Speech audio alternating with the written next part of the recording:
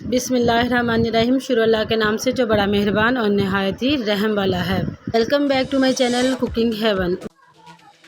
बिस्मिल्लाहिर्रहमानिर्रहीम।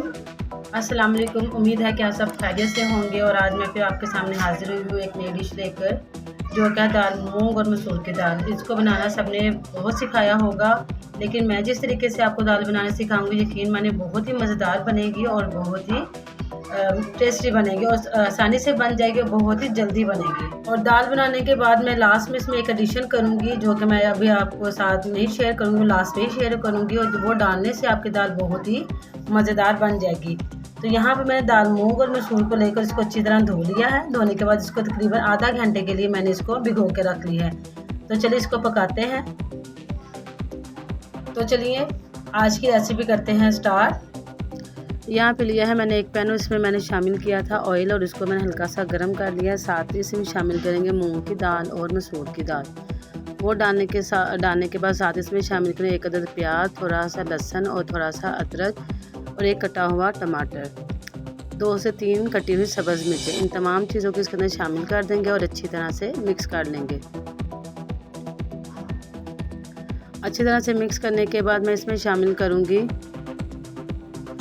इसको अच्छी तरह मिक्स कर लेंगे। मिक्स करने के बाद मैं इसमें शामिल करूँगी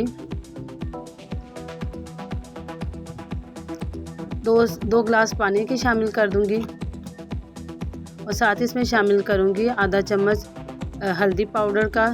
हल्दी डालने के बाद इसमें शामिल करूँगी लाल मिर्ची पाउडर। लाल मिर्ची डालने के बाद इसको अच्छी तरह से मिक्स कर लेंगे। नमक अभी इसमें मैं शामिल नहीं करूँगी। मिक्स करने के बाद उसको ऊपर से ढक देंगे ताकि एक बॉयल आने तक इसका हम वेट करेंगे।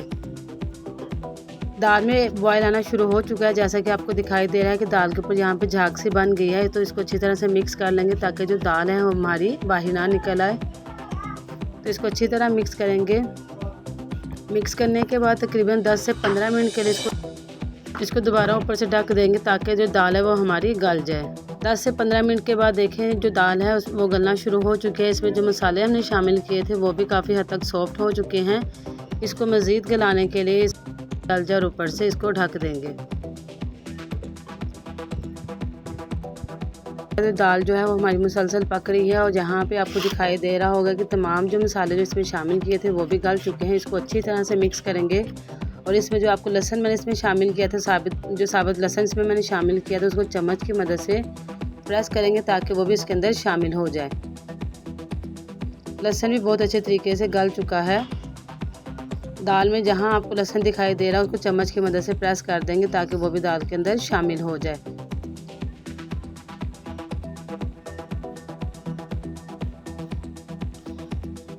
माशाल्लाह से ये दाल बहुत ही मज़ेदार बनेगी। आपने मेरी रेसिपी के सारे स्टेप्स फॉलो करने हैं और मज़ेदार जो है दाल अपने घर में बनानी है, मसूर और मूंग की दाल माशाल्लाह से।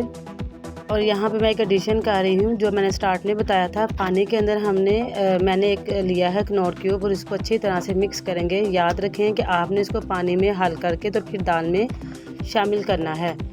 दाल हमारी मुसलसल पक रही है और इस स्टेज पर आके मैं इसमें शामिल करूँगी कनौर क्यूब, जिसको मैंने पानी में अच्छी तरह से हल कर लिया था, और इसको अच्छी तरह से मिक्स कर लेंगे ताकि इसका जो टेस्ट है वो दाल के अंदर आ जाए। ये दाल के अंदर डालने से इस दाल का जो टेस्ट है वो बहुत ही ज़्यादा मज़ेदार हो जाएगा और इससे बहुत ही ज़्यादा मज़ेदार बनेगी। इसको ऊपर से ढक देंगे ताकि वो दम पे पक जाए। यहाँ पे मैं तैयार करूँगी तड़का तैयार करने के लिए यहाँ पे मैंने लिया है ऑयल और उसको गर्म कर लिया। साथ ही इसमें शामिल किया छोटा सा एक प्याज और थोड़ा सा लहसुन मैंने कद्दूकश कर लिया। आप चाहे तो इसको स्लाइस भी कर सकते हैं और इसको गोल्डन ब्राउन सा कर लेंगे ताकि जो दाल में जो हमने तड़का लगाना है वो अच्छी तरीके से तैयार हो जाए। लीजिए जो दाल के अंदर मैंने कनौर क्यूब डाला था उसकी खुशबू दाल के अंदर बहुत अच्छे तरीके से शामिल हो चुकी है और बहुत ही प्यारी खुशबू आ रही है। तो आपने अपने घर में ये रेसिपी बनानी है, इंशाल्लाह बहुत ही मज़ेदार की ये रेसिपी बनेगी। और यहाँ पे अब मैं डालूंगी थोड़ा सा गरम मसाला डालने के बाद साथ में इसमें गरम मसाला डालने के बाद थोड़ी सी मैं काली मिर्च शामिल करूँगी। साथ ही जो तड़का तैयार किया था उस पर थोड़ा सा ज़ीरा शामिल करने के बाद दाल के ऊपर डाल लेंगे और माशाल्लाह से बहुत ही ज़बरदस्त ये तड़का तैयार हुआ। अगर आप ये तड़के वाली दाल अपने घर में बनाएंगे तो इंशाल्लाह बहुत ही मज़ेदार बनेगी। लीजिए जो तड़के वाली दाल है वो तैयार हो चुकी है। जैसे कि आपको दिखाई दे रहा है कि बहुत ही मज़ेदार की ये रेसिपी है और बहुत ही प्यारी इसकी लुक आ रही है। माशाल्लाह से तड़का भी हमारा बहुत ही अच्छे से लगा है। इसको अब मैं ऊपर से ढक दूंगी ताकि जो तड़के की खुशबू है वो भी दाल के अंदर अच्छी तरह से शामिल हो जाए। 10 से 5 मिनट के बाद लीजिए दाल की लुक देखिए, माशाल्लाह बहुत ही अच्छी बनी है, बहुत ही मज़ेदार की हर चीज़ अच्छी तरह से मिक्स हो चुकी है। इसको अच्छी तरह से मिक्स करें क्योंकि जो उसमें जो मैंने ड्राई मसाले डाले थे वो भी अच्छी तरह दाल में शामिल हो जाए और जो तड़का लगाया था वो भी अच्छी तरह से मिक्स हो जाए। माशाल्लाह से जो है मलाई जैसी दाल आपको दिखाई दे रही है, बहुत ही मज़ेदार की रेसिपी बनी है। अब ऊपर से मैं थोड़ा सा इस पर धनिया डालूँगी और इसको डिश आउट करूँगी।